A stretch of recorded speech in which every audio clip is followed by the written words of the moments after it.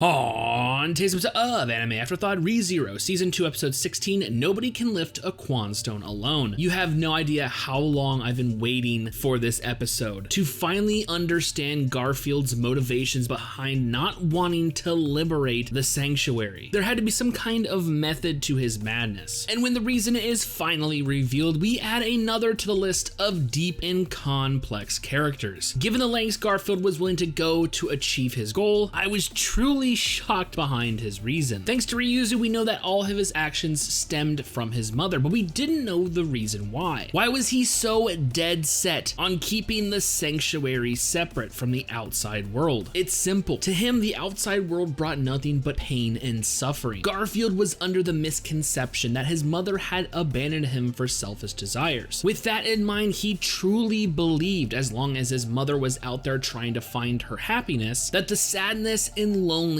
brought upon him and Frederica was worth it. Everything that they were being put through was worth it as long as their mother could find peace. But this illusion came crashing down. Thanks to the sanctuary's first trial, a young Garfield would discover his mother's inevitable fate. Glimpses of his mother's carriage are shown to the child. Outside the sanctuary, it looks like it was a victim to a landslide. With his mother now dead, Garfield begins to question his existence, coming to the conclusion that the burden he had carried, his sadness for his mother's happiness, there was no point in any of it. If this is what happens in the outside world, we are all better off staying here, safe and sound in the sanctuary, taking upon himself to become its protector. So when Subaru comes along and decides to shake down the very foundation of everything he knows, everything he stands for, Garfield truly believes he's working in the best interest of everyone in the sanctuary. Or at least he's trying to convince himself he is. See, deep down inside, I believe that Garfield knows the truth, and the scar on his head is the only proof I need. The episode began with Ryuzu Shima saving young Garfield from the sanctuary's first trial, and upon exiting the graveyard, we witness how he obtained his distinct scar. Touching his forehead, signifying that something had happened, he began smashing his skull against a pillar. The truth of his past was too much to bear. But what truly happened? Well, luckily for us, all it took was a climactic battle between Subaru and Garfield to find out. Yes, a back and forth battle of epic proportions. Not only do we discover the current location of Puck now being contained in the jewel given to Subaru by Frederica, as we see it being utilized as a D-transformation to Garfield, thanks to an imprint to Shamak, we see that Subaru's already faulty gate is now completely destroyed. But whether it's the reason or just a coincidence, Subaru has gained a new power. The witch's sloth factor locked deep inside Subaru has activated, and in his moment of need, he has summoned the unseen hand. Has the powerless just gained power? Only time will tell if he can master the invisible providence. But even with this latest development, the fight's conclusion comes down to a grudge. The very first introduction of Garfield. In a karmatic turn of events, the finishing blow is landed by Patrice, the ground dragon. Maybe next time, don't pick on animals, especially dragons. They seem to hold a grudge. So with this epic fight finally concluded, there's only one thing for Garfield to do. Motivated by Ram's lap, as well as her words, it's time for him to once again confront his past. So once again, he enters the sanctuary's first trial. The truth is, his mother loved him and Frederica dearly, and her abandonment wasn't of a selfish nature. In fact, she had a selfless goal in mind. She set out on a mission to find their father, and the only reason that they weren't taken along with her was due to her clumsy nature and the fact that this could turn out to be a bad experience, which in reality, her choice to leave them behind in the sanctuary actually saved their lives. They too would have been caught in the landslide, and his scar was the farewell kiss his mother gave him before leaving. And thanks to a little conversation he had with his subconscious version of his sister, it looks like Garfield has finally found his resolve, choosing to do whatever it takes for the people he loves. It truly looks like he has conquered his past. But now it's up to Emilia. Her determination refueled, reinvigorated by true love's first kiss. Emboldened by this, she re-enters the sanctuary, only to discover the true reason why Subaru abandoned her in the night, thus breaking their promise. He was in fact enduring all the pain and torture of entering the sanctuary without permission. To do what? To etch into the walls of the grave graveyard inspirational messages, once again emphasizing that even if you are lonely, you are never alone. With her mental barrier down and the memories flooding in, so one might wonder, what does the Sanctuary's first trial have in store for her now? There's only one person who knows that. Once again, we introduce Echidna, the Witch of Greed, belittling and insulting her convictions. You shameless woman, you utter fool. What does the truly hopeless daughter of a witch have to say for herself?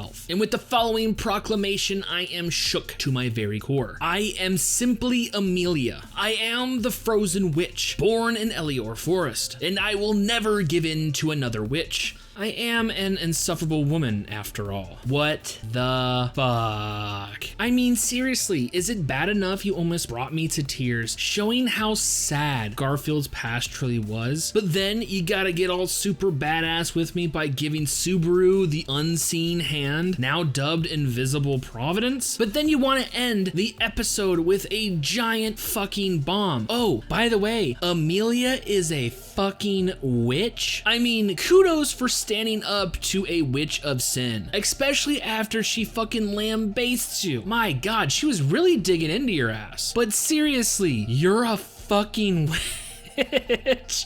Now, if it wasn't for the fact that we got glimpses of her past already and the name Fortuna, I would say that maybe she is the daughter of Satella, you know, given their identical fucking looks, as well as her proclaiming now she's a fucking witch. But yeah, that really doesn't seem to add up, so I'm hoping beyond hope that next episode we actually finally get to see what she has been going through in the trial. We know that it's fucking tragic as shit. We know it involves, you know, the freezing of Elior Forest as well as her people, which I'm beginning to think, going by that moniker, it was probably her. Like, I don't know, this episode had so much shit in it. I am glad to find out that Puck is safe and sound, just hanging out in a different fucking jewel. I love, you know, how Subaru is just passing on his life lessons, like learned throughout everything he's been through, everyone that, you know, he's finally realized he doesn't have to go it alone thanks to Otto. He's passing that on to Garfield. Speaking of Otto though, I love how he gave him the old Patrice headbutt, like right in the fucking chest, like, you asshole, don't do anything like that crazy again. I'm so glad you're fucking alive. And then Patrice, like, talk about literally ride or die. I mean, he gets to ride her, right? And I'm so glad that how they worked that, like, Otto's ability into that, like, you have a character who literally can't talk, but now Otto can talk for her. Like, that's fucking genius, right? Am I wrong? Like, I don't know. I just fucking loved it. Just seeing everything go down. I love the fact that Ram was kind of, you know, I ship Ram in Garfield now. It's, oh wait, hold on. That doesn't work, right? Because the dude's only fucking 14 and I'm pretty sure she's Subaru's age, right? Like, she's what, 18, 19, 20? Like,